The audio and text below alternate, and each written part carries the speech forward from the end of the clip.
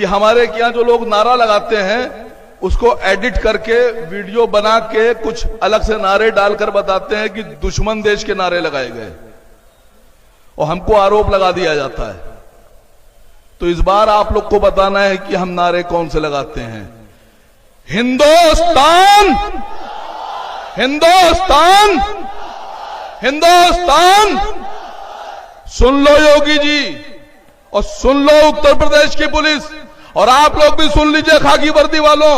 हिंदुस्तान का मतलब होता है इंडिया, इंडिया का मतलब होता है भारत। भारत हमारे खून में है, हमारे नसों में है, हमारे रगों में है। भारत जिंदाबाद, भारत जिंदाबाद। शाना बशाना टीवी पर लड़ने वाले संबित पात्रा हो या सुधांशु त्रिवेदी हो, बेबाकी से अपनी पार्टी की तरफ से तर्जुमानी करने वाले पार्टी के नेशनल स्पोक पर्सन लखनऊ से जिनका ताल्लुक है, जनाब सैयद आसिम वकार साहब को तशरीफ लाएं और खिताब फरमाएं।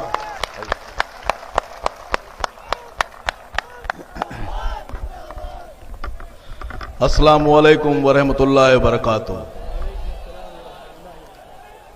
डाइस पर तशरीफ फरमा ऑल इंडिया मजलिस इत्तेहादुल मुस्लिमीन के कौमी सदर जनाब बैरिस्टर असदुद्दीन ओवैसी साहब, महाराष्ट्र से आपके बीच आए हमारे भाई पूर्व विधायक जनाब वारिस पठान साहब, हमारे तमाम भाई मजलिस इत्तेहादुल मुस्लिमीन के कायद, हमारे साथी, हमारी माएं, हमारी बहनें और कानपुर के हमारे सब नौजवान साथी और हमारे बुजुर्ग, एक महीने में उत्तर प्रदेश चुनाव में चला जाएगा। इस बार लड़ाई दो मोर्चों पे लड़ी जा रही है। एक मोर्चा हम उनसे ले रहे हैं जो ये कहते हैं कि मुसलमानों के दो स्थान, हिंदुस्तान को नहीं कहते, वो बांग्लादेश का भी नाम नहीं लेते, वो सऊदी अरब, थाईलैंड, अमेरिका का भी नाम ले लेते। वो हमको बताते हैं कि हमारा स्थान पाकिस्तान या कब्रिस्तान।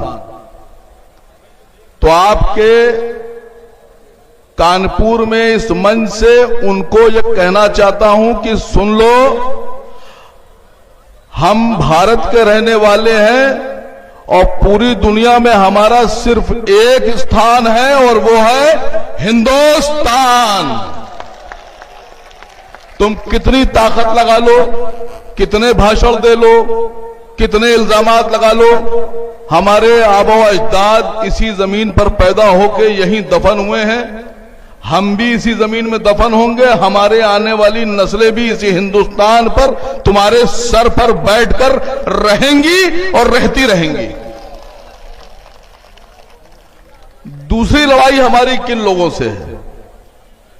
एक लड़ाई उन लोगों से है जो हमें हिंदुस्तान का, भारत का नागरिक भी नहीं मानते, और दूसरी लड़ाई उन लोगों से है जो ये कहते हैं कि हमें तुम्हारा वोट तो चाहिए, हमें तुम्हारा साथ इलेक्शन में भी चाहिए, हम तुमको उस वक्त भी चाहते हैं जब हमें दरी बिछवाना है, हम तुम्हारा साथ उस वक्त भी चाहते हैं जब हमें रैली निकालना है, लेकिन हम तुम्हें कुर्सी नहीं देंगे बैठने के लिए।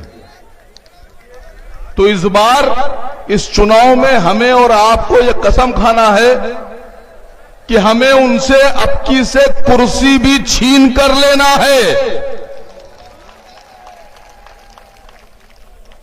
मैंने उत्तर प्रदेश में यह सवाल खड़ा किया कि 7% वाले यादव मुख्यमंत्री बने, 4 बार बने, 12% वाले जाटवों की नेता मायावती जी 4 बार मुख्यमंत्री बनी, कांग्रेस भी आप लोग मुख्यमंत्री बनाते रहे, लेकिन हम 20% वाले लोग, क्या हमारी इतनी भी हैसियत नहीं है कि हम डिप्टी सीएम बन जाएं? आप मुख्यमंत्री तो हमें नहीं बना रहे हो, लेकिन आप हमें डिप्टी सीएम तो बना सकते थे। आप हमें अपने बराबरी की कुर्सी के थोड़ी सी छोटी कुर्सी दे सकते थे, अब आपने तो हमें नहीं दी, लेकिन जनाब असद ओवैसी साहब ने हमें इतना बेदार कर दिया, इतना जगा दिया है कि अब इस बार आपकी कुर्सी भी हम छीनने की ताकत रखते हैं और छीनेंगे इंशाअल्लाह।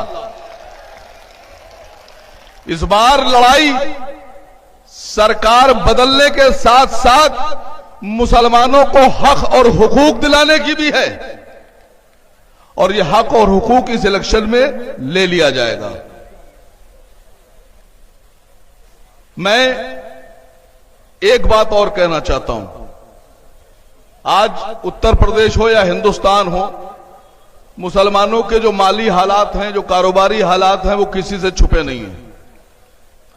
सच्चाई इस बात की है कि जिस मुल्क में हम रहते हैं, यहां का इंडेक्स ये कहता है, यहां का सरकारी आंकड़ा ये कहता है कि भारत में 85% लोग गरीब हैं और गरीबी की रेखा से नीचे रहते हैं।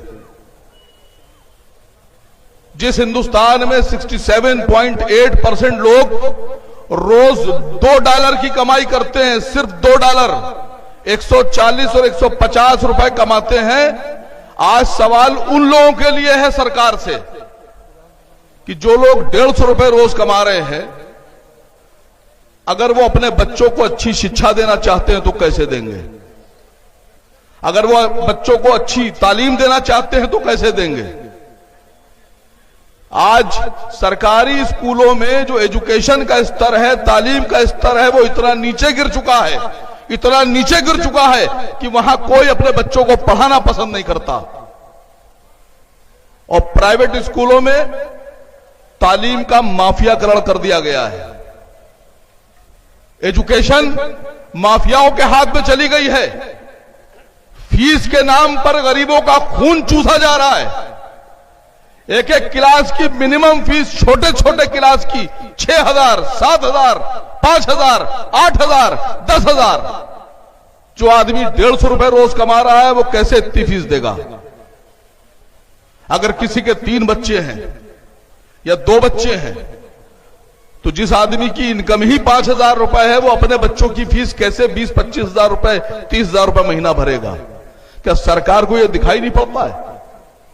मजलिस-ए-इत्तेहादुल मुस्लिमीन से मैंने यह सीखा। मजलिस-ए-इत्तेहादुल मुस्लिमीन ने भारत के लोगों को यह बताया कि नेता कैसा होना चाहिए। कि जो बैठे हैं आपके सामने जनाब असद साहब, ये और इनके छोटे भाई जनाब अकबरुद्दीन ओवैसी साहब, उनके बारे में एक बात आप लोग को बता दें कि हैदराबाद में 12 इंटर कॉलेज हैं। उन इंटर कॉलेजेस में 17,500 से ज्यादा बच्चों को पढ़ाया जाता है। नंबर 1 की एजुकेशन दी जाती है। किसी बच्चे से फीस नहीं ली जाती है। किसी बच्चे से यह नहीं कहा जाता है कि यूनिफॉर्म तुम्हारे घर वाले देंगे। दवात, कलम, रबड़, कापी, किताब, बस्ता, जूता, मोजा, पेंसिल, ये लोग देते हैं सलारे मिल्लत एजुकेशन ट्रस्ट की तरफ से। 17,500 बच्चों को अगर कोई मुफ्त में पढ़ा सकता है तो वो मजलिस-ए-इत्तेहादुल मुस्लिमीन और उसके हमारे रहनुमा जनाब असद साहब और अकबर साहब हैं। मिसाल पेश की है जनाब अकबर साहब ने, असद साहब ने। मैं आप लोगों से वादा कर रहा हूं, हमारी लड़ाई आपकी लड़ाई है।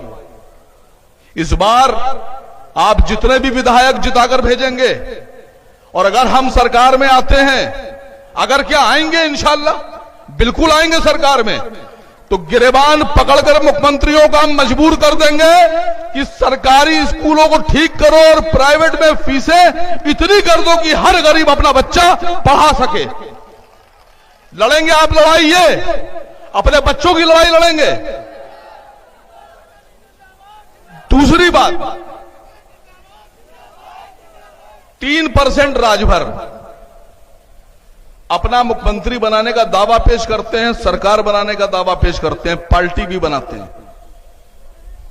6-7% के निषाद, उनको भी डिप्टी सीएम, सीएम बनना है, मंत्री बनना है, एमएलए, एमपी, एमएलसी सब बनना है, पार्टी बनाते हैं। 6% के जाट, जयंत चौधरी की पार्टी के लोग भी पार्टी बनकर खड़े होते हैं, चुनाव लड़ने के लिए गठबंधन में आते हैं, सीटें मांगते हैं, उनको भी डिप्टी सीएम चाहिए। कृष्णा पटेल, पटेलों की पार्टी बना के 2% पटेल, उनको भी मुख्यमंत्री बनना है, उनको भी डिप्टी सीएम बनना है, वो भी अलायंस में आते हैं और अखिलेश जी उनको भी लेते हैं। केशव दत्त मौर्य महान दल के नाम से दल बनाते हैं, पश्चिमी उत्तर प्रदेश, इटावा, औरैया, आगरा, कानपुर, एटा, मैनपुरी, और उसके बाद में वो भी खड़े होते हैं, अपनी तंजीम बनाते हैं, उन्हें भी मंत्री बनना है, वो भी पार्टी बनाएंगे, उनको भी मुख्यमंत्री डिप्टी सीएम बनना है। अखिलेश जी उनको भी सीटें देते हैं, वो भी 4% के लोग हैं। 3% वाले को दोगे, 6% वाले को दोगे, 5% वाले को दोगे, 4% वाले को दोगे, खुद 7% होगे, खुद भी मुख्यमंत्री बनोगे। हम 20% हैं, हमें कौन देगा? हम अपना हक तुमसे अगर मांग रहे हैं तो तुम्हें देना होगा। हम 20% है। सबसे पहला हक अगर उत्तर प्रदेश में सबसे बड़ी कुर्सी पर बैठने का है तो वो हमारा और हमारे लोगों का है। हम अपराध नहीं कर रहे हैं, हम भीख नहीं मांग रहे हैं, हम तुम्हारे आगे हाथ नहीं फैला रहे हैं। हमें अपना हक चाहिए, और अगर हक नहीं दोगे तो गले में हाथ डाल के हक निकालना भी हम जानते हैं। आज भारत में यह साबित करना है कि हम सो नहीं रहे हैं। हम सिर्फ आराम से लेटे थे, अपने वक्त का इंतजार कर रहे थे कि हमारा भी कोई लीडर आएगा जो लड़ाई लड़ेगा। हमारे लीडर आ गए, हमारे रहनुमा ने हमें बता दिया कि लड़ाई का तरीका क्या होगा। पहले जमाने में घोड़े, तलवारें, तीर, कमान, बल्लम, बर्छी, भाला लेकर लोग चलते थे, दूसरे मुल्कों में जाकर फौज बनाकर अटैक करते थे, जीतते थे। आज का तरीका लोकतंत्र में क्या है? क्या है? वोट का तरीका है। यह आपकी तलवार भी है, यह आपकी बंदूक भी है, यह आपका फाइटर प्लेन भी है, यह आपका बुलेट मोटरसाइकिल भी है, यह कार भी है। आज का जो तरीका है वो है वोट। अगर आज आपको अपनी बराबरी की सीट पर बैठना है, अपने हक की बात करना है, अपने मंत्री बनाना है, अपने मुख्यमंत्री बनाना है, और इवन प्रधानमंत्री भी बना सकते हैं हम, और बनाना है तो हमारा तरीका, हमारी तलवार है वोट। इस वोट को उठाइए और लड़िए, और लड़ने के बाद इंशाअल्लाह